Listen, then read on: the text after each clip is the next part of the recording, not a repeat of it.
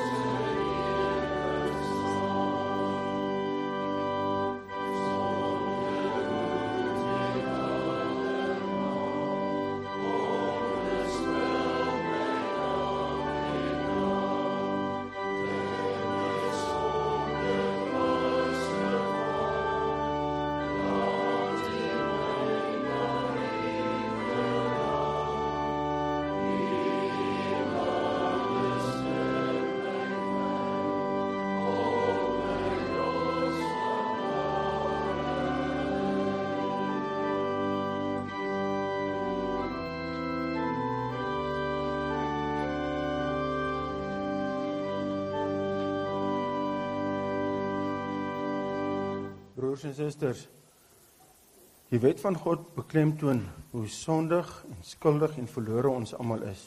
Kom ons luister aandagtig na Deuteronomium 5, hoe ons dit moet doen. Die Here het gesê, ek is die Here jou God, wat jou uit Egipte, uit die plek van slawerny bevry het. Jy mag naas my geen ander gode hê nie. Jy mag nie vir jou 'n beeld of enige afbeelding maak van wat in die hemel daarbo of op die aarde hieronder of in die water onder die aarde is nie. Jy mag hulle nie vereer of dien nie, want ek, die Here jou God, is onverteelde trou aan my. Ek reken kinders die sondes van hulle vaders toe, selfs tot in die 3de en 4de geslag van die wat my haat. Maar ek beklemtoon my liefde tot aan die 1000ste geslag van die wat my liefhet en my gebooie gehoorsaam. Jy mag die naam van die Here jou God nie misbruik nie, want die Here sal die een wat sy naam misbruik, nie ongestraf laat bly nie. Jy moet die Sabbatdag so deurbring, dat jy dit heilig hou, soos die Here jou God jou beveel het. 6 dae moet jy werk en alles doen wat jy moet, maar die 7de dag is die Sabbat van die Here jou God, dan mag jy geen werk doen nie.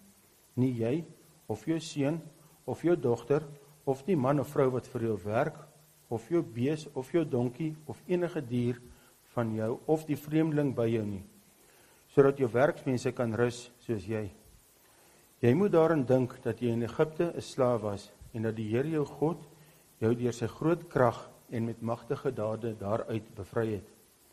Daarom het die Here jou God jou beveel om die Sabbatdag te onderhou. Eer jou vader en jou moeder, soos die Here jou God jou beveel het. Dan sal jy 'n lang lewe hê en sal dit goed gaan met jou in die land wat die Here jou God vir jou gee. Jy mag nie moord pleeg nie. Jy mag nie egbreek pleeg nie. Jy mag nie steel nie. Jy mag nie vals teen 'n ander getuig nie. Jy mag nie iemand anders se vrou begeer nie. Jy mag nie sy huis begeer nie, ook nie sy grond, sy slaaf of slavin, sy bees of donkie of enigiets wat aan hom behoort nie. Ons weet hoe liefdeloos ons teenoor God en teenoor ander is. Laat ons skuld bely met die woorde van Gesang 506, strofes 1, 2 en 3.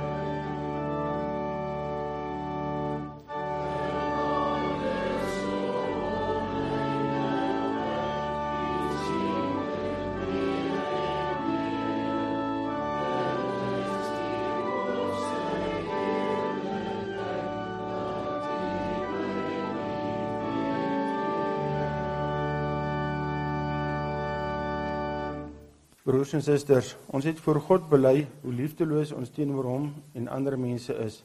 God wil ons vryspreek.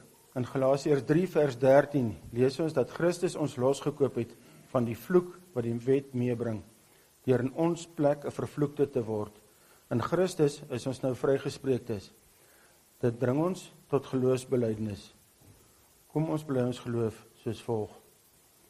Ons glo in een God, die almagtige Vader, die skepper van die hemel en die aarde, en van alle sienlike en onsienlike dinge, en in een Heer, Jesus Christus, die engebore Seun van God, gebore uit die Vader voor alle tye, God uit God, lig uit lig, waaragtige God uit waaragtige God, verwek, nie gemaak nie, een in wese met die Vader, deur wie alle dinge ontstaan het, wat terwille van ons, die mens, en terwille van ons saligheid, neergedaal het uit die hemel, vlees geword het deur die Heilige Gees uit die Maagd Maria, en mens geword het, wat selfs vir ons gekruisig is onder Pontius Pilatus, gelei het en begrawe is, en op die 3de dag weer opgestaan het volgens die skrifte, wat opgevaar het na die hemel, en wat sit aan die regterhand van God, die Vader, wat weer sal kom met heerlikheid om te oordeel, die wat nog lewe en die wat reeds gesterf het, wie se koningsheerskappy geen einde sal hê, en in die Heilige Gees, die Heer en lewendmaker, wat van die Vader en die Seun uitgaan, wat saam met die Vader en die Seun aanbid en verheerlik moet word, wat gespreek het deur die heilige profete. Ons glo in een heilige algemene kerk, gegrond op die leer van die apostels. Ons bely een doop tot vergifnis van sonde. Ons verwag die opstanding van die ontslapenis en die lewe van die toekomstige eeu. Amen. Ons het nou ons geloof bely. Kom ons lewe opnuut. Nee, laat ons lewe opnuut aan die Here toewy. Ons sing uit Gesang 499, strofes 1 en 2.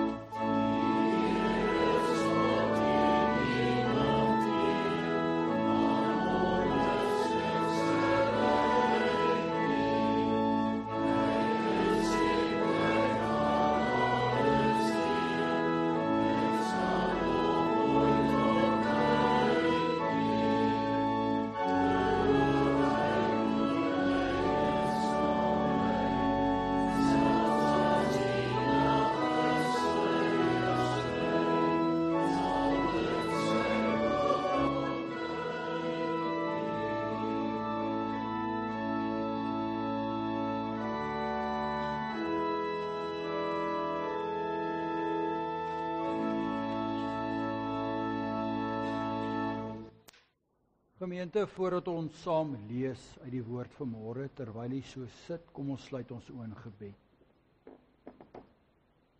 Ons Vader wat in die hemel is, ons dank U dat U ons Vader is.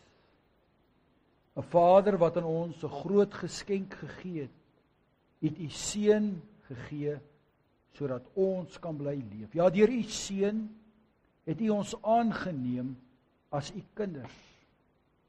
Maar U is ook elke dag in ons lewens teenwoordig, soos geen aardse vader ooit kan nie. Ja, deur die Gees is U in ons lewens teenwoordig. So ken U ons. Ja, U ken ons binneste. U weet wat in ons gedagtes aangaan. U weet hoe ons harte klop. U ken ons verlede. U weet van ons worsteling in die hede. So ken U ook ons toekoms. Maar ons weet, en daarvoor dank ons U, dat U ons altyd behoed en bewaar. Dat U selfs die swaar en die moeilike en die onverstaanbare vir ons ten goeie laat uitwerk. Al maak dit hier en nou vir ons nie altyd sin nie. Ja, verstaan ons 'n klomp dinge van die lewe nie. Weet ons dat U vir ons 'n goeie Vader is. Maar ons bely ons skuld, want ons is nie altyd goeie kinders nie. Ons is ook maar soos daardie verlore seun in die woord. Ons dwaal ook maar baie kere af, volg ons eie kop. Ja, is ook baie kere moedswillig. Maar dankie Heer, dat U ons as Vader altyd weer met oop arms ontvang. Dat U genade en U liefde vir ons oneindig groot is. Daarom bid ons Heer, dat U met ons geduldig sal wees en geduldig sal bly. Dat U met ons 'n pad sal bly stap en ons sal bly onderrig vanuit U woord en ons sal bly lei deur U Gees. Want Heer, ons hartsbegeerte is om eendag tuis te kom in ons Vaderhuis. En daarom vir ons as gelowiges is elke dag 'n Vadersdag, 'n Godsdag, elke dag 'n erediens, ja, 'n diens tot U eer. Maar Heer, ons bid vir elke aardse vader. Ons bid Heer dat U 'n hand oor hulle uitgestrek sal hou. Ons weet daar is soveel vaders wat nie bekommerd is oor hulle gesinne, oor die versorging van hulle gesinne, bekommerd is oor die toekoms. Ja, die aanslag is geweldig teen ons vaders, in die besonder ons volk se mans. Ag Vader, ons bede is, maak ons sterk in die geloof, dat ons staande sal bly, dat ons sal bly veg vir dit waarin ons glo en dit waartoe U ons geroep het. Ons dank U vir al die seëninge, want om 'n vader te kan wees is genade en is 'n voorreg, maar ook 'n groot verantwoordelikheid. Vader, ons bid. Ons bid vir hulle wat siek is. Ons bid vir hulle wat bedroef is. Vader, mag hulle bewus wees dat daar 'n Vader is, wat nie net hoor nie, maar 'n Vader is wat luister. 'n Vader is wat ingryp. Vader is wat vertroos, Vader is wat genees, maar 'n Vader wat ons graag wil ontvang in sy woning, wat ons graag wil laat aansit by 'n feesmaal soos geen maaltyd vandag sal wees nie. 'n Maaltyd, 'n fees om in U teenwoordigheid te mag wees. Vader, ons bid dat ons as kinders dit nooit uit die oog sal verloor nie, en dat ons altyd sal leef met daardie vaste hoop. Ons bid dit in die naam van ons Verlosser, Jesus Christus. Amen. Broer en suster, ons maak vanmôre die Here se woord oop en ons gaan saam lees uit die Evangelie volgens Lukas, En ons gaan saam lees daar uit hoofstuk 7, dan vanaf vers 36. Lukas bly maar vir my persoonlik ook altyd een van daardie interessante evangelies. Lukas was nogal geneig om dinge 'n bietjie anders te stel, om die gebeure rondom Christus vanuit 'n ander perspektief te vertel, om ons aandag 'n bietjie op ander aksente te plaas.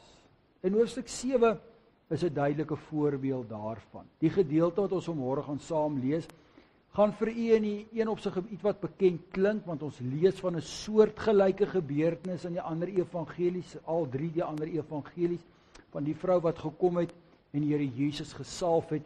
Maar Lukas plaas dit op 'n ander plek.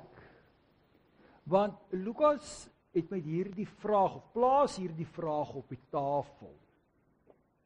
Wie is Jesus van Nasaret? Wie is hierdie man?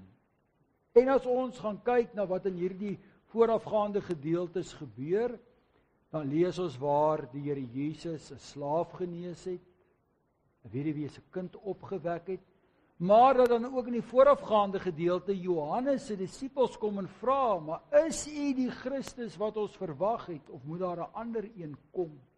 Hierdie vraag.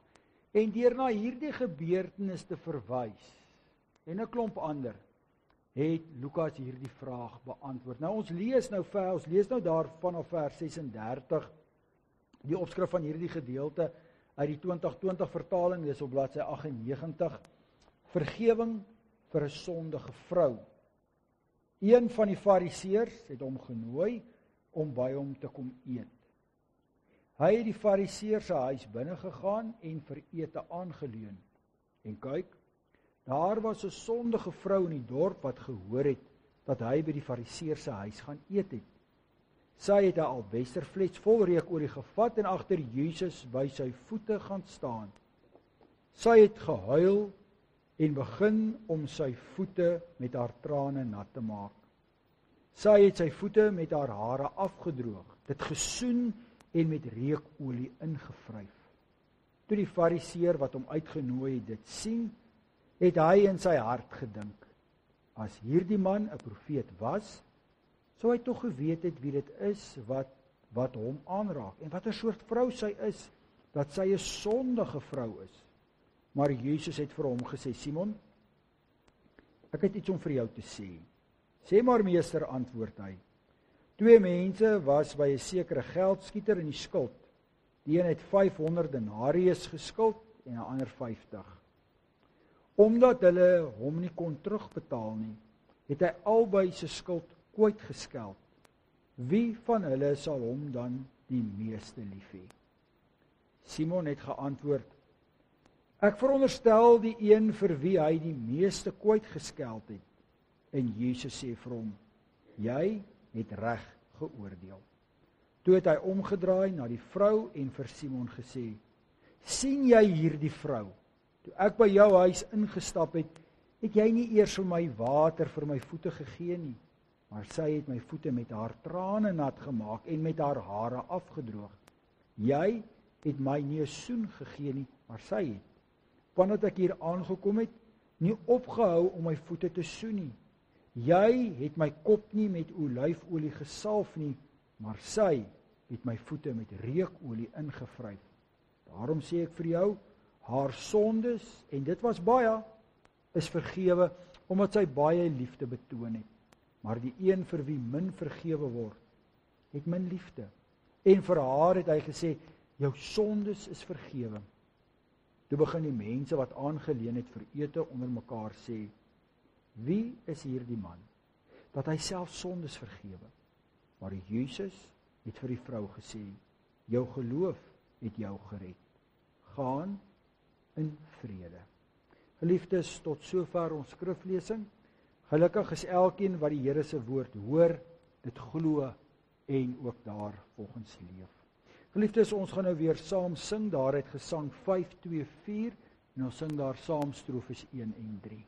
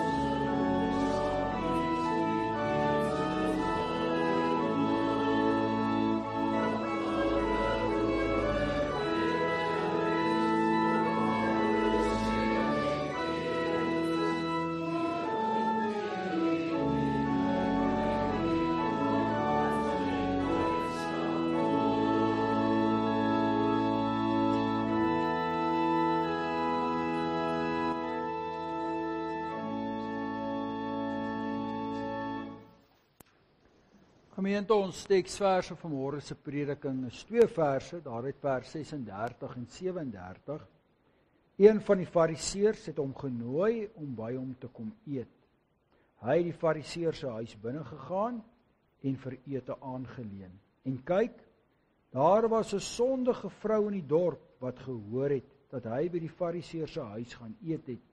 Sy het 'n albasterfles vol reukolie gevat. Nou geliefdes, die gasheer en die ongenooide gas. 2 karakters in hierdie vertelling, in hierdie gebeure. Nog interessantheid rondom hierdie teksgedeelte is, sonder dat ons dit besef, is hier ook 'n gelykenis en vorm dit deel van een van die 30 gelykenisse wat die Here Jesus vertel het. Maar vanmôre fokus ons op hierdie 2 karakters. Die vraag vanmôre is, hoe voel u oor hierdie 2 karakters? As u met 'n karakter sou identifiseer, met wie sou u identifiseer? Met die fariseer? Met die sondige vrou? Met 'n lang reputasie? Broer en suster, ek gaan vanmôre 'n bietjie identifiseer met hierdie fariseer. Ons wil 'n karaktervertolking. My naam is Simon en ek is 'n fariseer.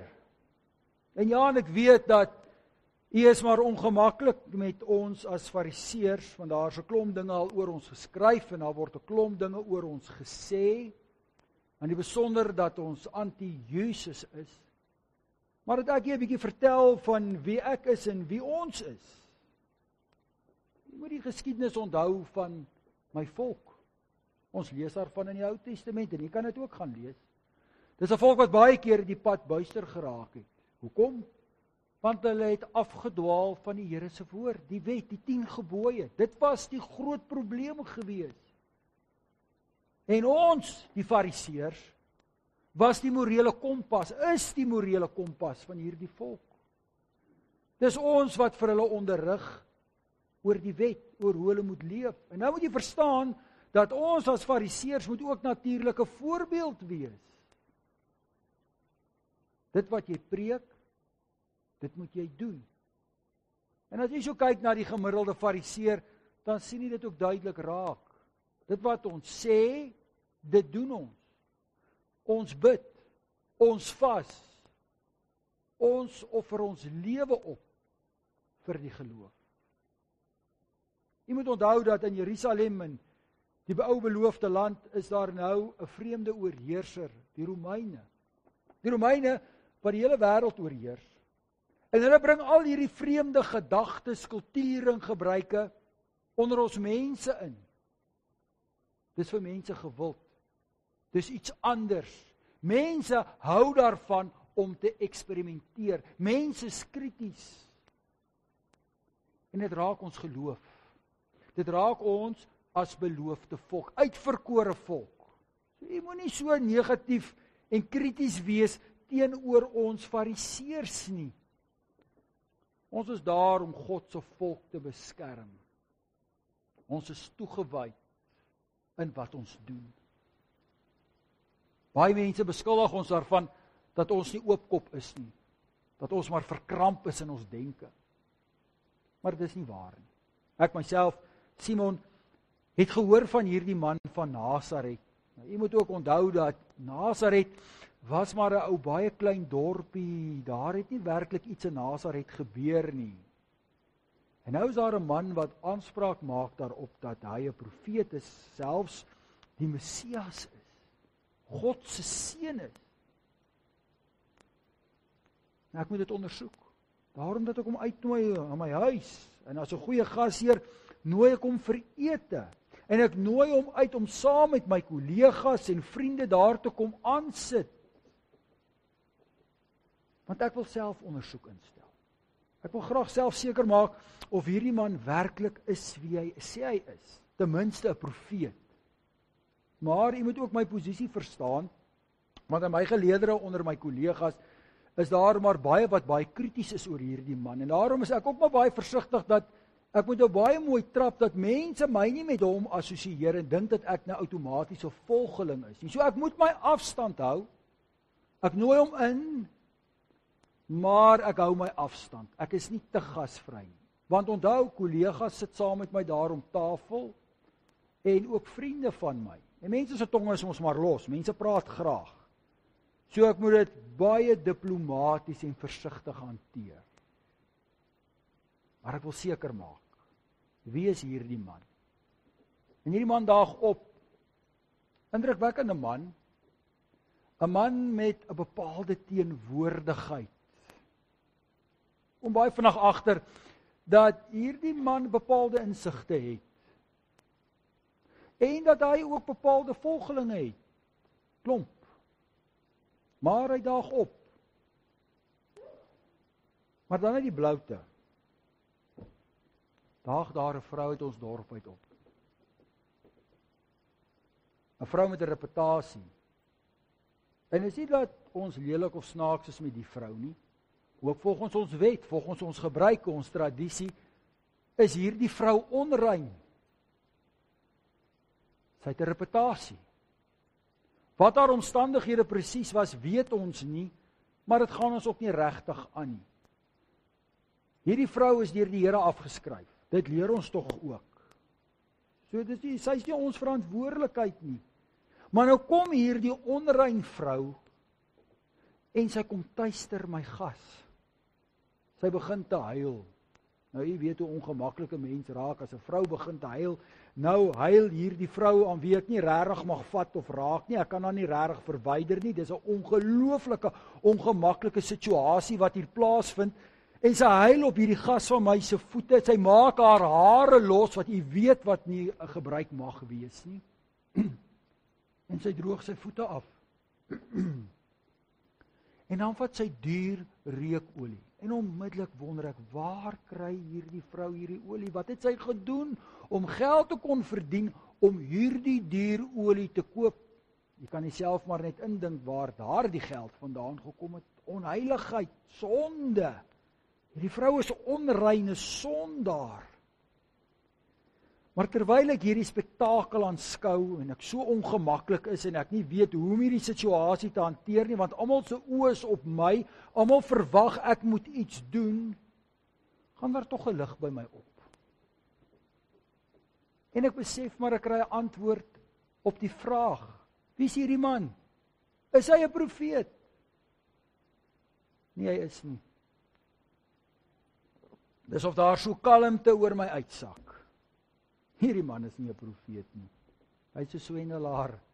Want as hy 'n profeet was, sou hy mos geweet het wie hierdie vrou is. Hy sou geweet het van haar reputasie, hy sou geweet het sy's 'n sondaar en hy sou beslis nie toegelaat het dat sy soveel aandag aan hom gee nie. Hy sou haar weggejaag het. Kan jouself indink, 'n Messias, die seun van God, laat toe dat hierdie vrou aan hom vat. Huil. Kan tog nie. Maar in daardie kalmte wat oor my uitsak, gebeur daar iets wat my ongelooflik ongemaklik laat voel en wat my pla tot en met vandag toe nog. Hierdie man van Nasaret, hierdie Jesus, kyk my aan. En hy het 'n manier gehad om na mense te kyk. So sou een van sy eie disippels, ou Petrus, ook later agterkom. Hy het die manier gehad om deur mense te kyk. Hy het seker my gesigsuitdrukking gesien of hy het binne in my hart ingekyk. Want hy vertel my 'n verhaal. Hulle noem dit 'n gelykenis. En dit is eintlik 'n baie eenvoudige gelykenis, maar aan die ander kant baie moeilik, want ek weet nie hoe om hierdie gelykenis regtig te beantwoord nie. Is hy besig met my gek te skeer, gaan hy my nou verder verneder, want dit is 'n vernederende situasie, want ek weet op hierdie stadium nie waar ek met hierdie man staan nie. Baie ongemaklik. Maar as 'n fariseer en as 'n geskoolde man, beredeneer ek hierdie vraag heel logies. En ek kom tot 'n logiese gevolgtrekking dat die man wat die meeste geskuld het, is mos nou die man wat die meeste dankbaar sal wees. Dis tog mos net logies. Dink nou net as u R50.000 moes skuld en 'n ander persoon R500.000, as u die een is wat die R500.000 sou skuld en dit word afgeskryf, hoe dankbaar u sou wees as u huislening net afbetaal word. So dit is tog logies. En dan gee die Jesus my gelyk. Maar dan sê hy iets wat my pla. Dit kou aan my. Hy sê, ja, hierdie vrou se sondes is vergewe. En vir my as fariseer is dit ondenkbaar, want niemand kan jou sondes vergewe behalwe God nie. Maar benewens hierdie opmerking sê hy ook, ja, die wat min vergifnis ontvang het, gee min liefde. En die wat baie vergifnis ontvang het, gee baie liefde. En die woorde pla my. Wat bedoel die Here Jesus werklik daarmee? Want soos ek het verstaan, is ek die ou wat min liefde gee. Ek het verkeerd opgetree, want hy sê ook vir my, dat dit wat ek moes doen, het hierdie vrou gedoen. Wat eintlik in 'n sekere sin 'n klap op my gesig is, want die Here Jesus sê, of die Jesus, hierdie man van Nasaret, sê eintlik, dat ek was nie 'n goeie gasheer nie, ek moes meer doen, en aanvanklik het dit my baie ongelukkig gemaak, maar tog het hy 'n punt beet, want ek weet, ek het afstand gehou, maar weer eens verstaan my situasie, ek was onseker, wie is hierdie man werklik? Nou broer en suster, kom die vraag, wat het hierdie fariseer verkeerd gedoen? En onmiddellik kan ons antwoord. Hy dink hy's beter as ander. En dit was die fariseer se probleem. Hulle het gedink hulle is beter as ander. Maar, ook met reg, hulle was geskoolde mense, hulle was nie leuke predikers nie, hulle was deur skole gewees, so is Paulus ook deur die skool van Gamaliel. Hulle het baie opgeoffer, broer en suster. Ons moet nie dink dat hierdie fariseërs was kaders gewees, soos ons die kaders vandag in ons land ken, die wat koneksies het nie. Dit wat hulle gepreek het, het hulle gedoen, hulle het werklik gevas, hulle het vir dae lank nie geëet nie, hulle het soms vir dae lank gebid. En in daardie samelewing moet jy ook weet, was dit moeilik om met die volk te werk. Ja, hulle het respek gehad van die priesters, hulle het respek gehad van mense, maar hulle moes 'n bepaalde manier leef, en outomaties het dit veroorsaak dat mense hulle gesien het, en hulle ook gedink het, hulle is beter as ander, want op die oog, kom ons wees eerlik, het dit gelyk of hulle beter is.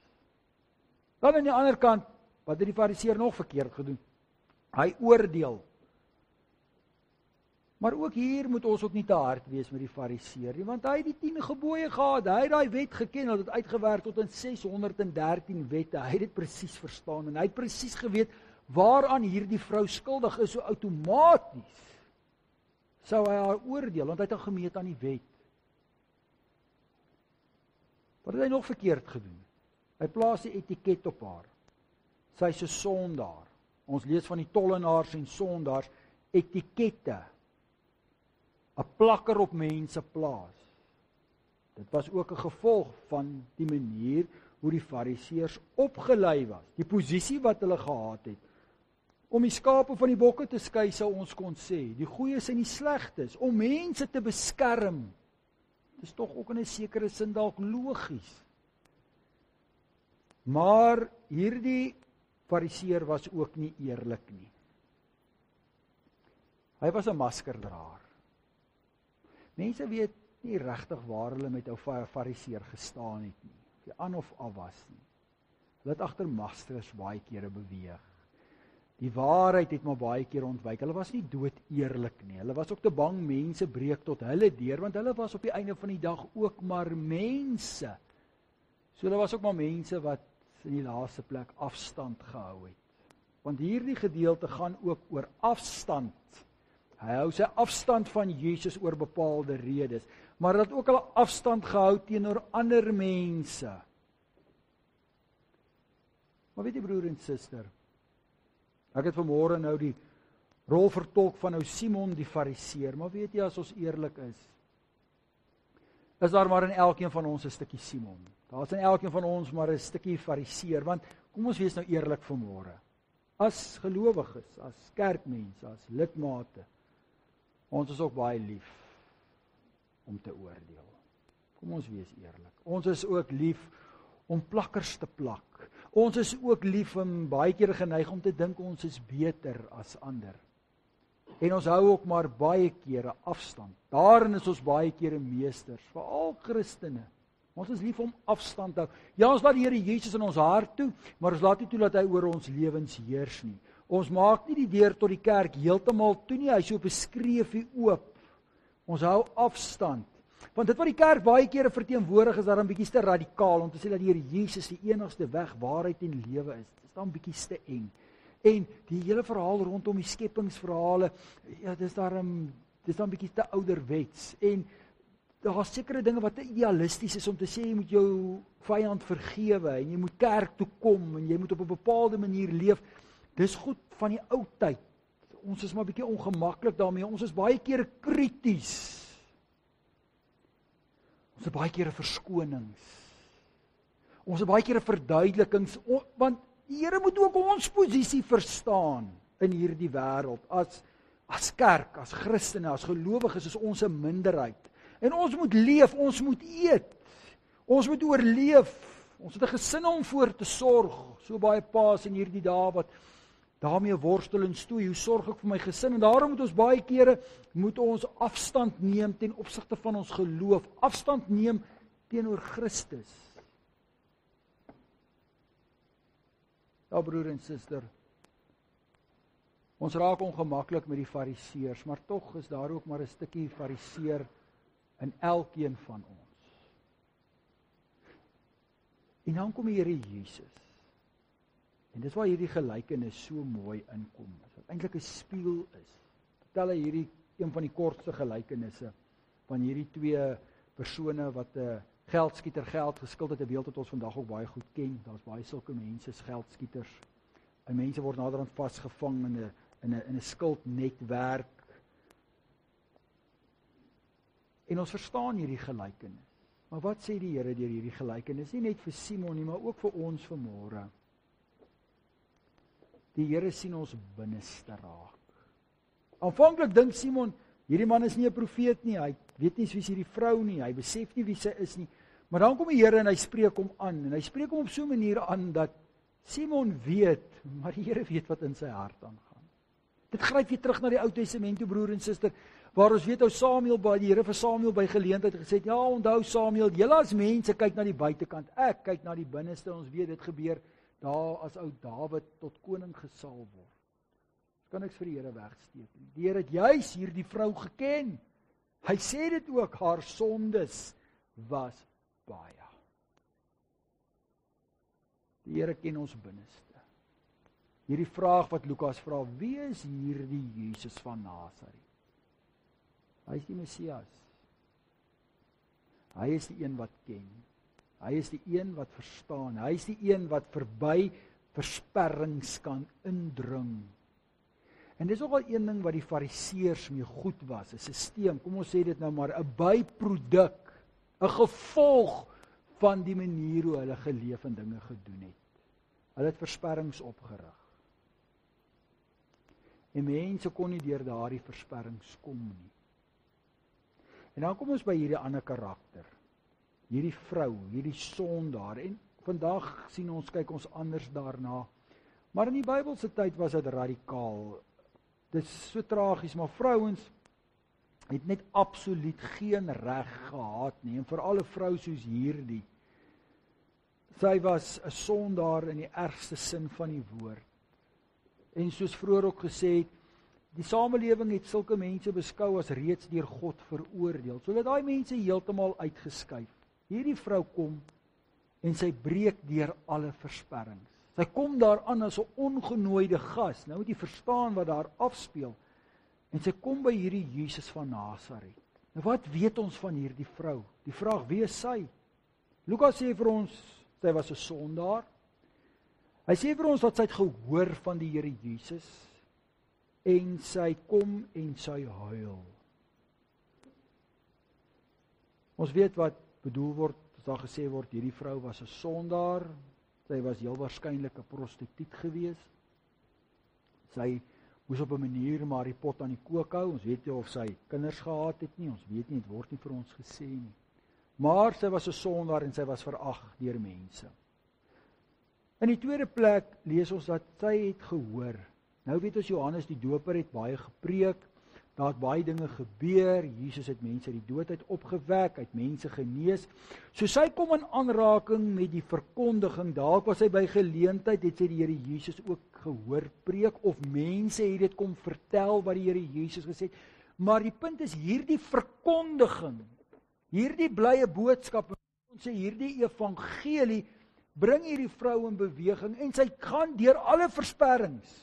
Deur alle versperrings breek sy deur, en sy kom voor die Here Jesus, en sy hou nie haar afstand nie. En sy moes haar plek geken het, sy het nie. Sy hou nie haar afstand nie. Sy kom, maak haarself oop voor Jesus. Sy kom val by sy voete en sy huil. Daardie trane wat juis hierdie simboliek is van wat in jou binneste is wat moet uitkom. Sy stort haar lewe, met ander woorde, voor die Here uit. En dan kom die Here Jesus en hy sê, jou sonde is vergewe. Radikaal. Wat die Here Jesus eintlik vir haar sê, ek gee jou lewe vir jou terug.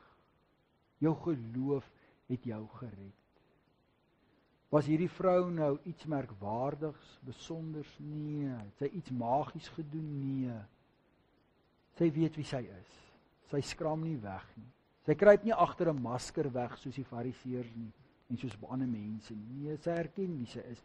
En sy reageer op die verkondiging van die evangelie en sy's bereid om haarself oop te maak voor Jesus, om haar skuld te bely. En die Here kom en sê vir haar, gaan in vrede. Ons praat so baie kere binne ons protestantse idiome as Calviniste oor sonde, verlossing en dankbaarheid. Die Here Jesus kom eintlik en gee vir ons hier 'n ander perspektief. Besef ons hoe groot is die genade. 'n Genade besef, eintlik al 'n vreemde woord, maar tog 'n belangrike woord, broers en susters, genade besef. Besef ons hoe groot die genade van die Here is. Besef ons hoe groot ons skuld was en is. Want ons dit besef, sal dit ook uitloop op liefde, op die manier hoe ons leef, die manier hoe ons praat, die manier hoe ons optree. Want die Here Jesus gee vir ons eintlik deur hierdie gebeurtenisse en deur hierdie gelykenis eintlik vir ons 'n ander perspektief. Hy sê eintlik dat die Here kan sien deur ons optrede. Sien hy wat in ons binneste aangaan. Dit is 'n interessante perspektief, broers en susters. Dit kom die vraag oor gelowig wees. Hoe leef ons? Hoe sien die wêreld ons? Hoe sien God ons? Ons val baie kere vas in belydenis en dis reg. Maar soos ook al baie kere gesê, ons is nie net 'n belydenisgelowiges nie. Ons hoef nie net die regte goed te sê nie. Ons moet ook die regte goed doen. Ons moet ook belydende gelowiges wees. Dit gryp weer later nou Jakobus, die broer van Jesus, wat gesê het, 'n geloof wat nie oorgaan in dade nie is dood. Ons hou ook maar baie kere afstand. Ons redeneer ook baie kere. As predikant van bietjie meer as 20 jaar, kan ek vir u vertel van al die verduidelikings en al die verskonings en al die redes wat daar oor die jare al met huisbesoek al gesê is. Ons is goed daarmee. Maar die vraag vanmôre is, besef ons hoe groot die genade is? Is ons bereid om onsself te plaas by die voete van ons verlosser? En broers en susters, dis nou nie 'n soetsappige metodistiese, sosialistiese preekie nie, glad nie, allermins. Dis juist die teenoorgestel. Dit gaan oor eerlik wees met onsself. Eerlik te wees met ons geloof. Regtig ondersoek doen. In die begin het ons gevra met wie van hierdie twee karakters identifiseer ons. Die regte antwoord is eintlik maar met albei, want daar is hierdie stryd, hierdie konstante botsing, konflik in ons binneste tussen hierdie twee karakters. Want aan die een kant is daar maar ook hierdie fariseer in ons. Ons kyk so baie keer en sê, ag dankie tog, ek is daarom nie soos die tollenaar nie. Maar aan die ander kant is ons ook maar die sondaar, wat ook maar worstel en stoei met ons eie tekortkominge, wat weet wie en wat ons is. Maar dit, broers en susters, hierdie stryd, iemand het by geleentheid gesê, stryd is lewe en lewe is stryd. Sou dit anders wou verwoord om te sê, geloof is stryd en stryd is geloof. Daardie stryd is 'n goeie stryd, as dit ons elke keer bring in die teenwoordigheid van ons verlosser, van Jesus Christus. As ons bereid is om op ons knieë te val en onsself voor die Here oop te maak. Want dan, geliefdes, word ons weer gekonfronteer met daardie genesende boodskap en woorde van die Here Jesus. Jou geloof het jou gered. Die genade is groot. Gaan in vrede. En dit, broers en susters, is wat elke dag in die besonder ook maar met elke erediens, maar eintlik in die kleine moet gebeur. Dat ons hier in vrede uiteen moet gaan.